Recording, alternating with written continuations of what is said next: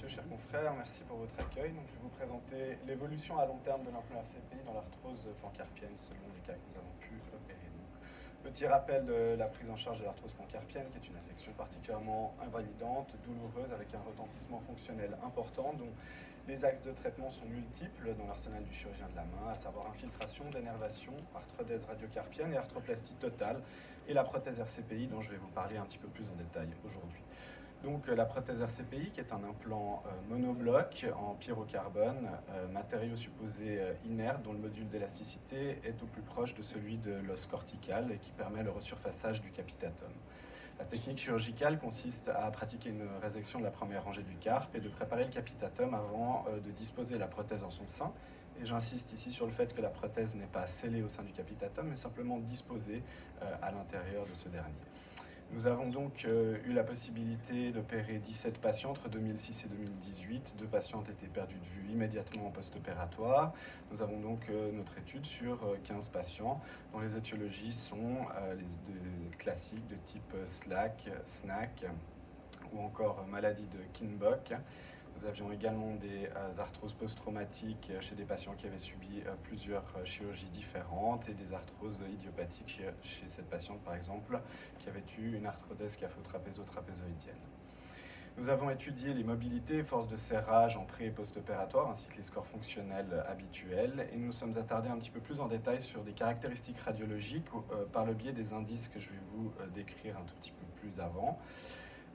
Nous avons commencé par mesurer l'indice de McMurtry qui permet de quantifier la déviation ulnaire, et puis l'indice de Hume qui permet par le rapport de la longueur du troisième métacarpien sur la hauteur du carpe de quantifier l'effondrement de ce dernier. Comme ces deux derniers indices ne nous ont pas paru apporter des conclusions très précises sur ce que nous voulions mesurer, nous avons développé un indice que nous avons appelé indice de migration qui permet par le rapport de la hauteur du capitatum sur le rapport de la hauteur de la prothèse, plus la prothèse et le capitatum, de quantifier la migration en distalité de la prothèse. Nous avons également mis en évidence certaines modifications radiologiques comme l'apparition d'un liseré périprothétique et d'une corticalisation au fil du temps. Quelques exemples parlants, où vous voyez ici, à 14 mois post-opératoire, un amincissement du pôle distal du capitatum avec une migration en distalité de la prothèse. Encore un exemple parlant de cette migration distale avec un effondrement du capitatum. Ici, l'apparition d'un liseré assez important que nous avons mesuré par le biais de sa mesure distale et périprothétique, 12 mois post-opératoire. Un autre exemple typique de l'apparition de ce liseré. Nous avons également relevé quelques modifications au niveau de la surface du radius avec l'apparition de kystes et un amincissement de la corticale, comme vous pouvez le constater chez ces deux patients. Ce patient a 4 ans de la pose d'une prothèse RCPI. Vous constaterez également l'apparition d'un liseré périprothétique. Encore une fois, ce n'est pas un décèlement puisque la prothèse est simplement disposée en son sein. D'autres modifications radiologiques, 11 ans post-opératoire, avec ici l'apparition de kystes au sein du capitatum. En termes de résultats, nous avons des mobilités qui sont satisfaisantes, comparables en pré- et post-opératoire, de même que la force de serrage et des scores fonctionnels qui sont comparables avec ce que nous avions pu relever dans la littérature, chez cette étude de Francesco Giacalone et ses associés, par exemple, qui compare ici 25 RCPI et 35 résections de la première rangée du carpe. Si on prend sa série uniquement sur les RCPI, dont les indications sont superposables aux nôtres, nous avons des mobilités qui sont similaires.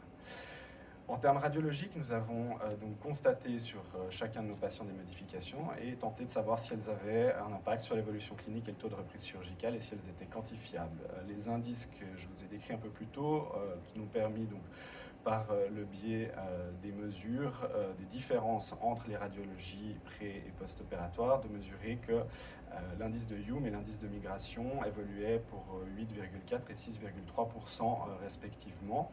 Vous noterez ici qu'à 1 an, on atteint déjà le paroxysme de cette migration. L'indice de McMurtry ne nous a pas semblé contributif en raison de trop grande variabilité, probablement due à l'incidence radiologique. Le liseré distal et périprothétique augmente également aux proportions que vous pouvez constater sur ce tableau. Ici, quelques tableaux de résultats. En rouge, 2 patients qui ont évolué défavorablement et que nous avons dû reprendre. Je vous en parlerai un tout petit peu plus tard. Et vous voyez à dernier contrôle 10 et 15% respectivement. Vous constaterez que d'autres patients présentent également des évolutions défavorables en termes de pourcentage de migration, comme ce graphique le montre. Donc nos indices n'ont malheureusement pas permis de mettre en lumière certains patients chez qui une évolution allait être plus défavorable que chez d'autres. L'indice de migration rapporté avec toutes les mesures que nous avons pu faire sur l'ensemble des radiographies, et vous voyez une évolution plus ou moins linéaire d'une migration qui va jusqu'à 6,6% à la première année, 6,3% au dernier contrôle. En termes de liseré distale, on voit de grandes variabilités entre les différents contrôles chez ces 2 mêmes patientes qui ont dû être reprises. Et nous apporterons la théorie qui nous permet d'expliquer ceci un petit peu plus tard. Donc 13 patients dont l'évolution est favorable, avec une diminution des douleurs, des mobilités, des forces préservées, un retour aux activités professionnelles, mais 2 reprises chirurgicales pour des douleurs persistantes, avec une arthrodèse chez cette patiente de 38 ans, par exemple, où on constate la radiographie post-opératoire immédiate à gauche, juste avant la reprise chirurgicale au milieu, et enfin pour la reprise chirurgicale à droite, et on voit l'apparition d'un liseré important et d'une corticalisation autour de la prothèse. Et un autre exemple chez cette patiente dont vous avez déjà vu les radiographies un peu plus tôt, avec une migration et un effondrement du capitatum. Donc la question était la suivante, est-ce que nous avons constaté des modifications radiologiques chez l'ensemble de nos patients? Malheureusement, nous n'avons pas pu corréler ces modifications ni à l'âge, ni aux indications à l'évolution clinique et au taux de reprise. Nous avons mis en évidence des indices, mais qui étaient relativement inconstants dans le temps. Et l'hypothèse est la suivante, la prothèse induisant, selon ce que nous avons pu constater, une chambre au sein du capitatum, est-ce que cette dernière bouge d'avant en arrière et induit de contrôle en contrôle des modifications de l'ordre du millimètre qui induisent en erreur nos ratios, mais à force puissent percer le pôle distal du capitatum. Le pyrocarbone, qui est donc supposé être inerte sur l'os cortical, dans la prothèse RCPI, est introduite au contact de l'os spongieux. Est-ce que c'est cela qui pourrait induire ce liseré, cette corticalisation, et le développement d'une chambre dans laquelle la prothèse pourrait migrer en distalité à terme? Et nous avons donc rencontré un certain nombre de problèmes, notamment liés aux incidences radiologiques. C'est notamment pour cette raison que nous n'avons pas utilisé l'indice de McMurtry, la position lors du cliché, les disparités de pathologie ainsi qu'une faible population. En conclusion, donc, la prothèse RCPI est une bonne alternative thérapeutique qui permet une diminution des douleurs, un arc de mobilité préservé. Les réactions radiologiques ont toutefois été mises en lumière systématiquement par le biais d'une corticalisation et d'un liseré périprothétique. L'implant migre de façon systématique chez l'ensemble de nos patients, même si ce n'est pas corrélé à leur évolution clinique, par les chiffres donc, de 8,4% selon l'effondrement du carpe et en distalité de 6,32%. Merci pour votre attention. Précision suisse en effet, dans les temps. Parfait, merci beaucoup. Monsieur Big, non, c'est exceptionnel. Je trouve ça. Et votre présentation aussi très claire. Est-ce que vous poserez chez vous un RCPI? Alors, si on vous proposerait ça, vous proposeriez ceci? Ou est-ce que vous proposeriez un amandis par exemple? Par le biais des résultats que nous avons en termes fonctionnels, oui, puisque uniquement 2 patients ont dû être repris sur l'ensemble de notre série et que les modifications radiologiques que nous avons mises en évidence ne laissaient pas supposer qu'il y ait une mauvaise évolution, puisque certains patients ont des évolutions radiologiques qui sont vraiment défavorables, mais par ailleurs une évolution clinique qui semble conservée. Maintenant, nous sommes encore en train d'affiner notre série et pour pouvoir vraiment quantifier à terme chez l'ensemble des patients que nous avons opérés depuis 2006. Y a-t-il des questions? Oui, c'est une question et puis un commentaire. Alors, j'ai une expérience qui commence à être importante, parce que j'en ai fait 51 RCPI, et un de mes internes présentera, si la com est acceptée au GEM, 35 cas en décembre. Effectivement, j'ai un peu la même impression que vous de cette modification osseuse, mais par contre, j'ai trouvé beaucoup moins de migration. Ensuite, j'ai dans notre série 3 échecs complets qui ont fini en arthrodèse. C'était des mauvais cas, il ne fallait pas les opérer, ceux-là, il ne fallait pas leur faire ça. Je développerai plus tard, enfin quand on présentera. Mais j'ai constaté, et c'est pas l'impression que j'ai dans votre série, j'ai constaté que migration ou pas, modification radiologique ou pas, ça ne changeait pas les résultats fonctionnels. Avec un recul moyen, les plus anciens sont à 10 ans, et le recul moyen est un peu plus de 5 ans maintenant. Alors ma question c'est, j'ai constaté aussi un cas de vacuolisation complète du capitate.